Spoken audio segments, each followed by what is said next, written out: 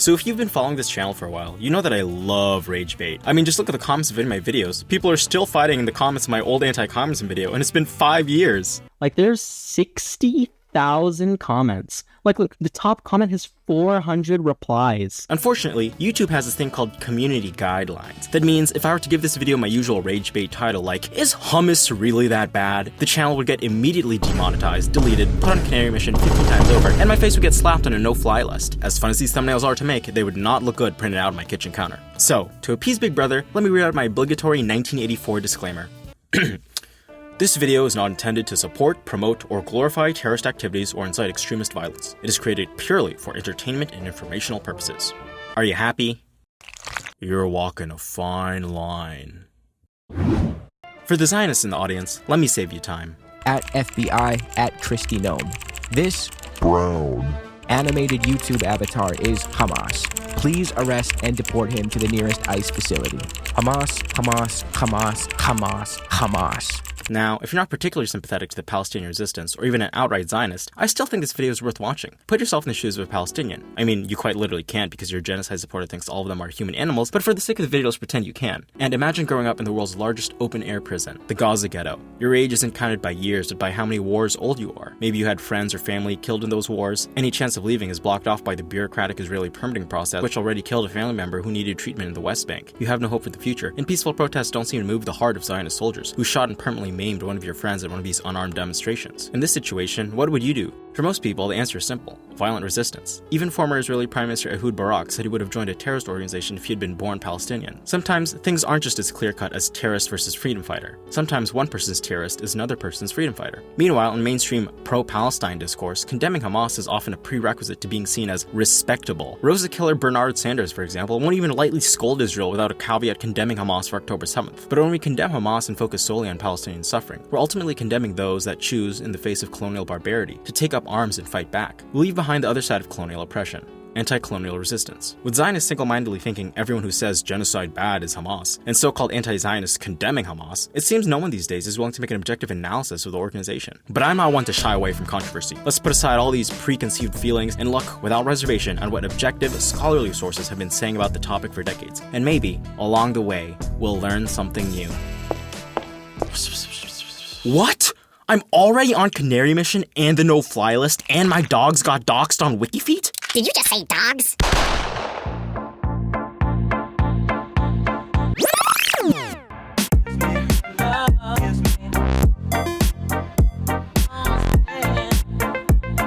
In mathematics, the transitive property expresses if A equals B and B equals C, then A equals C. Within Zionist circles exists a similar logic, the transitive property of Hamas. Because Hamas are terrorists, and all Palestinians are Hamas, then all Palestinians are terrorists. Furthermore, if Palestinians are terrorists, then anyone who supports Palestinian liberation are also terrorists. So if you say genocide bad, you're basically an antiseptic Hamas jihadist. The transitive property of Hamas is an ever-expanding consuming blob, where anyone who even mildly criticizes the Israeli government gets immediately subsumed by a Zionist logic chain so long and convoluted, it ends with them wearing green headbands and chanting death to Israel regarding the Labubu hostages of an Israeli EDM rave. The label has gotten so meaningless that even IDF soldiers get smeared as Hamas when they try to get West Bank settlers under control. So let's start by breaking one part of this chain, the idea that all Palestinians are Hamas. In reality, the Palestinian polity is not a unified blob, but intensely divided. Israel for a long time has supported divisions between the two major players, Hamas and Fatah, by, for example, launching assaults on Gaza whenever the two seem close to a deal. This works in Israel's favor. If Palestinians remain politically divided, then they can just brush aside any attempts at negotiation by saying that there's no one to talk to. A key fact that Zionists love to use to argue that all Palestinians are Hamas is that in the 2006 Palestinian legislative elections, Hamas secured the most seats. Therefore, all Palestinians, for the rest of time, are Hamas terrorists and deserve to be genocided actually. So there's two parts to this. First, the genocide apologism is openly ridiculous. 2006 was almost 2 decades ago, and nearly half of the population of the Gaza Strip are children, meaning they weren't old enough to vote or even be born yet. And if electing a government that engaged in terrorism is grounds to collectively punish and genocide a population, Americans and Israelis in the audience should be sweating right now. Second, a key reason for Hamas's victory was the long-standing corruption and weakness of the other party, Fatah. Many Palestinians had become disillusioned with them, seeing them as nothing more than subcontractors to Israeli occupation, as peace talks still hadn't led to a Palestinian state, but instead worsened their living conditions.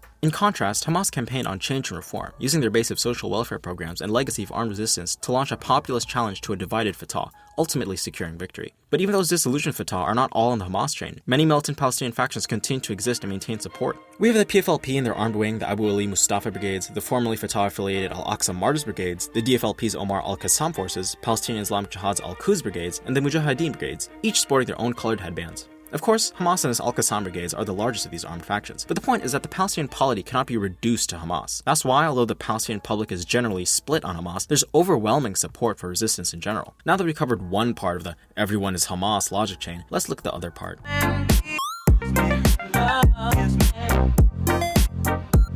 Is Hamas anti-Semitic? Well, let's see what their 1988 charter has to say on this topic. Oh no, where's that music coming from? Our struggle against the Jews is very great and very serious. Their plan is embodied in the protocols of the elders of Zion, and their present conduct is the best proof of what we are saying. With their money, they took control of the world media, news agencies, the press, publishing houses, broadcasting stations, and others. They are behind the French Revolution, the Communist Revolution, and most of the revolutions we've heard about and hear about here and there. Wow. Okay. Never mind, guys. I guess Hamas is cancelled. You know, I really should have known something was up with them when they were caught using AI art, but it's always the ones you suspect at least. Well, I hope you had a great time watching. Okay, hold it. So the 1988 charter tends to be the start and end when talking about Hamas's anti-Semitism. And yeah, it's very anti-Semitic. It doesn't differentiate between Jewish people and Zionists, cites the anti-Semitic forgery that is Protocols of the Elders of Zion, and argues that Jews control the world. But almost every academic source on the relationship between Hamas and its charter has been unequivocal that it very quickly held little relevance to the movement. Khalid Haroub states that only a few years after its release, the 1988 charter was shunted into the margins with little reference to its content. Paolo Caridi writes that the charter's significance has, in actual fact, been overestimated, replaced over the decades by other documents that are far more important in defining the strategy and politics of the Islamist movement. Other testimonies by Hamas members from around 2010 state that the charter was pretty much a relic at that point. So if the 1988 charter isn't really relevant to the organization anymore, or even just a few years after its release, let's see what their updated 2017 charter has to say. Hamas affirms that its conflict is with the Zionist project, not with the Jews because of their religion. Hamas does not wage a struggle against the Jews because they're Jewish, but it wages a struggle against the Zionists who occupy Palestine. Yet it is the Zionists who constantly identify Judaism and the Jews with their own colonial project and legal entity. Seriously? We're actually going to listen to what terrorists have to say. Yeah, because that's called basic journalism research, and Western media outlets have been more than willing to get the side of genocidal Zionist terrorists, which usually boils down to, "Excuse me, Israel, sir. I'm so sorry for even asking you an inconvenient question as a staunch opponent of all anti-Semitism and a proud supporter of the Jewish state. But dozens of human rights organizations have said you're committing a genocide. Oh, they're so stupid and gay. Do you have a response to these ridiculous allegations?"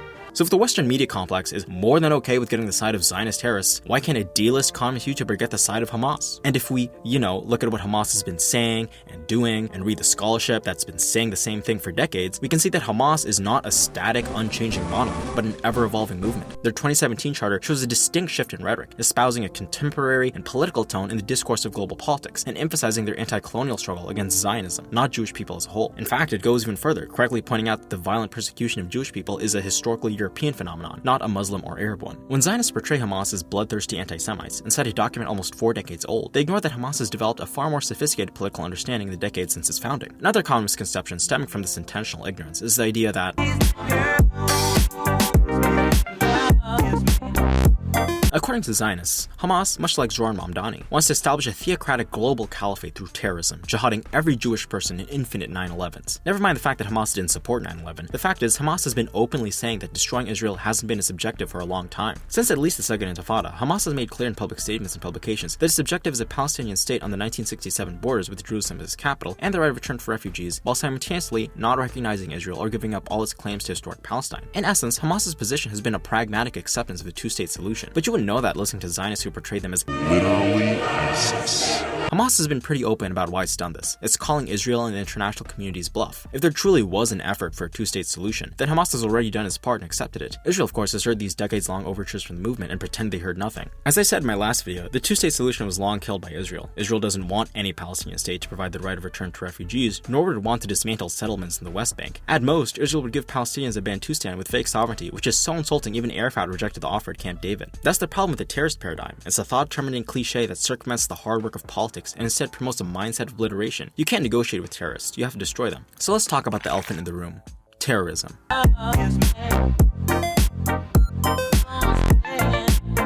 Are Hamas terrorists? Well, according to US State Department definition, yeah, they are. Wait, he admitted it? I think we got him! I gotta talk to this grinder. But unless you're a CIA asset, who would take the US State Department at face value? For one, why is their definition limited to subnational groups or clandestine agents, yet excludes states, the biggest perpetrator of organized violence against civilians? And what's the difference between indiscriminate violence against civilians versus legitimate armed resistance for internationally sanctioned rights that ends up killing civilians? If Hamas are terrorists, what does that make Israel, who's murdered over 600,000 Palestinians in their systemic genocide and destruction of life in Gaza? More to the point, Israel's violence is part of its settler colonial project that started in 1948 when it ethnically cleansed Palestinians from the land, and since 1967 it's been illegally occupying the West Bank and Gaza Strip as recognized in international law. Designating Hamas as quote-unquote terrorists erases not only the colonial nature of the conflict, but also the asymmetry of violence which at every level has tilted towards Israel. More than that, it depoliticizes the Palestinian liberation movement's demand for an end to the occupation. For all these reasons and more, scholars and experts have increasingly moved away from a terrorist paradigm to understand Hamas. Tariq Bakoni rejects the label, Glenn Robinson believes the label overlooks Hamas's more important dimensions as a social movement, Menachem Klein notes that Hamas negotiates its position dynamically in response to Palestinian public opinion, and so on and so forth. Most serious scholarly studies of Hamas recognize that violence is not a genetic attribute of the movement, but rather a tactic employed for various political and pragmatic reasons in particular circumstances. And so, let's talk about probably the most infamous example of Hamas's use of terrorism as a tactic. Whoa, that's a bit too much, isn't it? Aren't you getting a little too close to breaking our community guidelines? Well, what do you want me to make? It's not like anyone else on YouTube has made a good video on misconceptions about Hamas. You know, why don't you try making a fun, lighthearted video that engages both sides of the pro-genocide and anti-genocide debate? Like that one YouTube channel.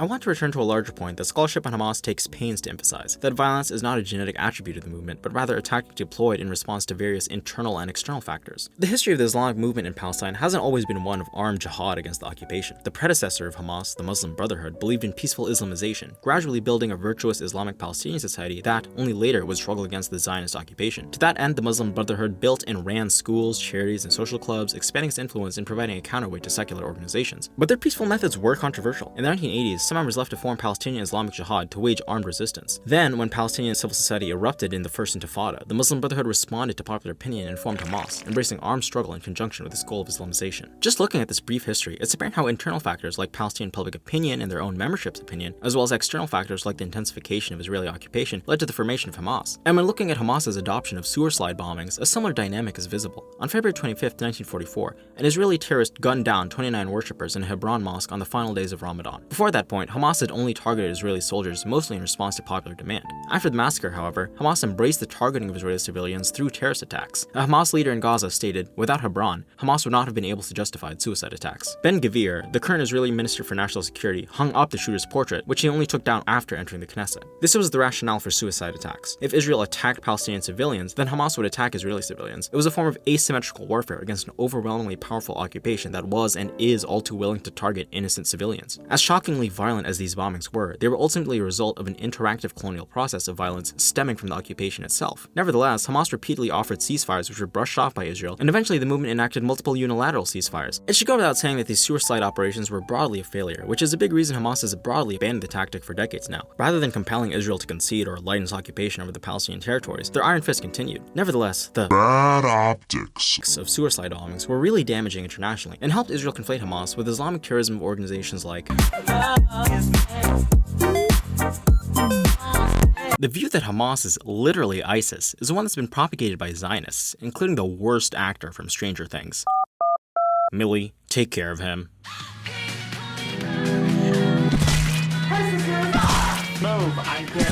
But let's not run over this talking point and take it seriously. Is Hamas ISIS, a local manifestation of a global Islamic terrorist network? And is the Israeli portrayal true that it's at the forefront of the global war on terrorism, preventing Hamas from enacting infinite 9/11s around the world? No. So, scholarship in Hamas has long pointed out that there are key differences between the movement and others like ISIS or Al-Qaeda. Because we live in an Islamophobic society that thinks all or organizations are the same, very real differences are papered over in favor of a monolithic view of them that they're all terrorists who hate freedom and want to kill every Westerner. For example, unlike Al-Qaeda, Hamas does not advocate transnational violent arms struggle against the West, but instead it limits itself to the confines of historic Palestine to end an occupation deemed illegal by international law. Hamas, at its core, is a nationalist movement operating through a religious framework, less like Al-Qaeda or ISIS and more like other anti-colonial national liberation groups. This is visible in the way Hamas has responded to radical jihadists influenced by Al-Qaeda in Gaza. In response to Salafi jihadists, Hamas has cracked down both by repression but also by hosting sessions aimed at debunking their interpretation of Islam. Thanks to this, Hamas was able to negotiate the release of Alan Johnson, a BBC reporter held by Salafist jihadists in Gaza. Significantly, in Gaza, Hamas has not imposed Sharia law, much to the criticism of Islamic extremists. The irony of Zionist efforts to conflate Hamas with ISIS is that it's Israel who's backing ISIS-affiliated gangs to steal the bare minimum aid that they let in, all the while accusing Hamas of stealing aid to justify the ongoing famine Israel is imposing on Gaza.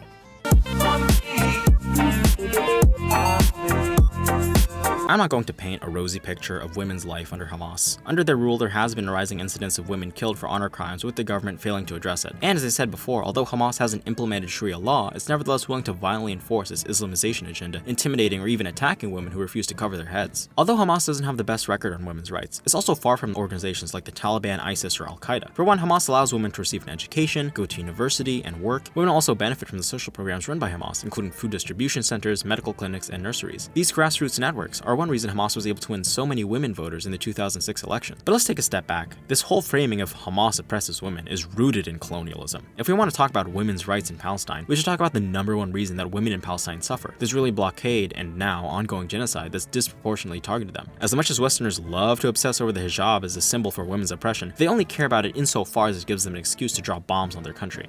They say the next one will be dropped by an Israeli MILF babe who's also a small bean. Naima al-Sheikh Ali, a director of the women's section of Fatah in Gaza, is a critic of Hamas's track record on women's rights. Yet she simultaneously says that what they wear on their heads is not their top priority. I can't dare to speak with women about the hijab while she still can't find milk for her children, and I can't speak to women about freedom issues while they're unable to feed their children. It would be as if we were speaking about luxuries. When there's economic stability, then we can handle these issues. But today, under this economic situation, our women's movement has been paralyzed.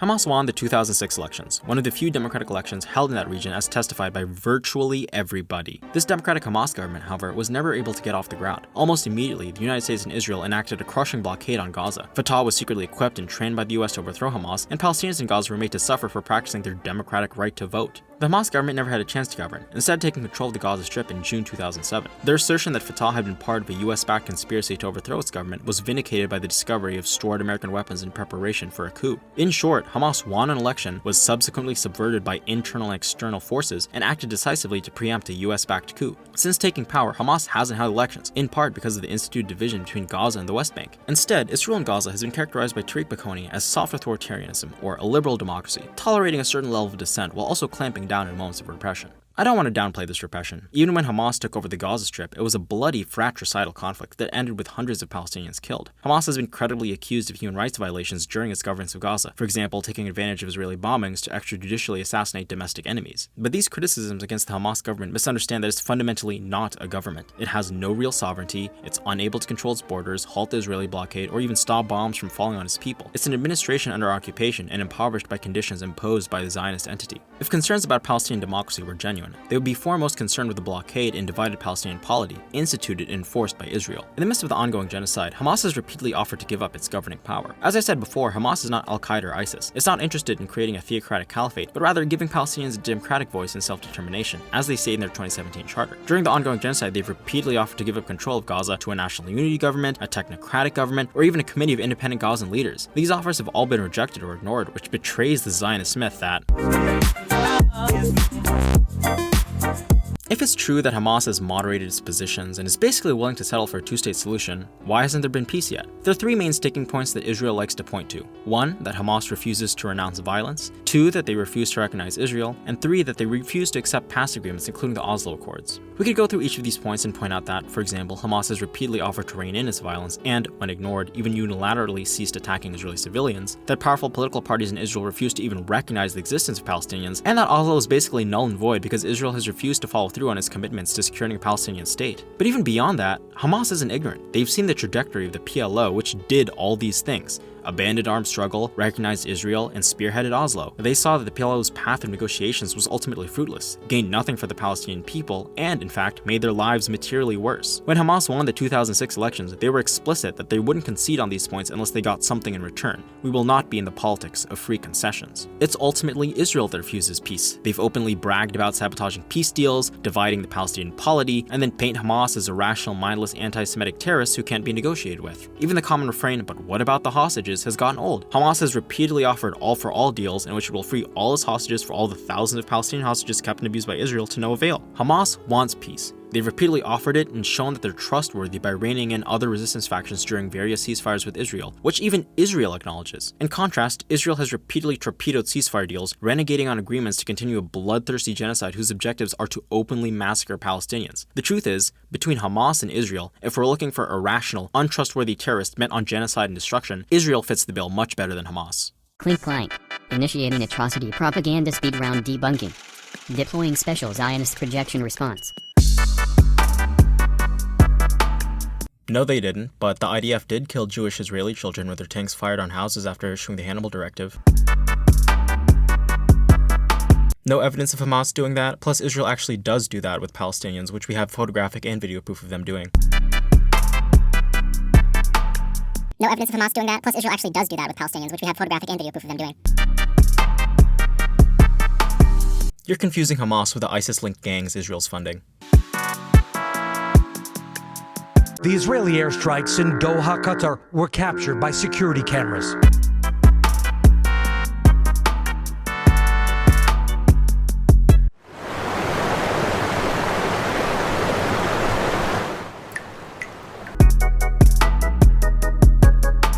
That's messed up. Would you actually do that? No, of course not, man. We're chill.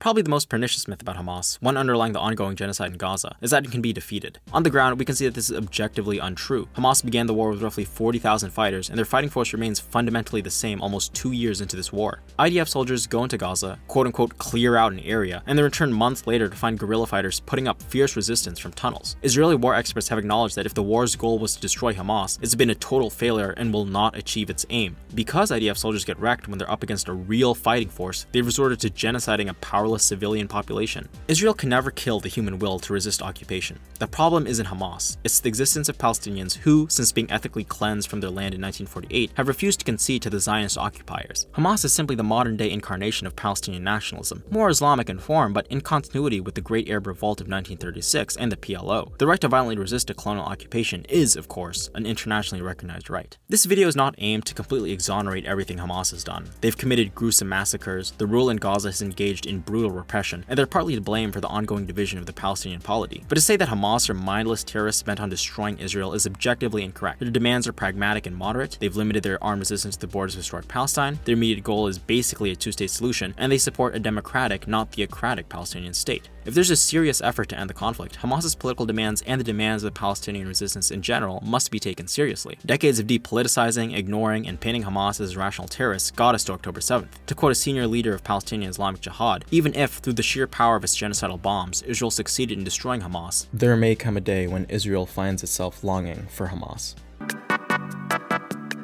I think that's enough. This type of content is bordering on glorifying terrorism. But haven't you been watching? The whole point is that Hamas is more than that. It's also a social movement, and a government, and a resistance movement, and a— Enough. We're taking you away. To where? Epstein Island? Even worse. For the crime of making light of our community guidelines, we're sentencing you to produce Algorithm slop. My M21 secret lover, M31, was assassinated, and no one knows we were lovers. I momentarily put myself in the shoes of his wife. Wow, this sucks. Wait, is that Al-Qassam?